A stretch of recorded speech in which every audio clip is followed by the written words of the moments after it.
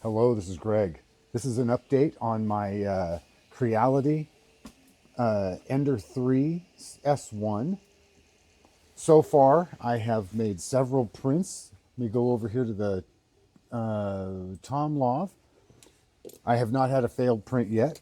This is a 0.2 layer height. Look at how that stacks. That is absolutely beautiful on this side. Got a little bit of I have a little tuning issue over here. This side looks really good. So, and this is a standard G code that slicing code from Cura I've used for years, and that is not bad.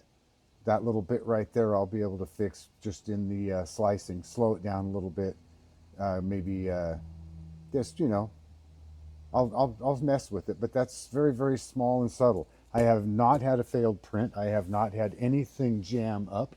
The only things I've found with it that I find I think maybe a problem is when it gets warmer during the day, 60, 70 degrees ambient temperature, I have a bearing making some noise. This stepper motor right here in the back, I had to put a heat sink on it and run a fan over the heat sink to keep it down under 35 Celsius. Right now it's doing pretty good right now, running about 28,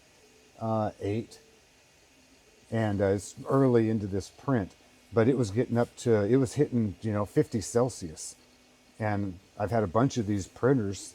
This is not running overly fast, and they usually run 30 to 35 Celsius. So I'm getting a new one of those. And bearings, I have those. When it becomes an annoyance, I'll put them on. Yeah, excellent machine. I went through about a half a roll of filament. The bed leveling is, all I did was, well, if you watch the raw video of my assembly and test of this, I just brought the bed all the way down, moved the head manually down to about 4 or 5 millimeters over the table, and then reset to 0 in the program. Can't show you that right now. And then I just ran a program I ran the leveling program, and then I just put any G code in and ran it, and once it's on, you go to tune and go down here to Z offset, click it to when it's blue, and then you can change where the head is sitting, click it to where the blue goes away, and you've just reset your Z offset. So you can do it right in the print.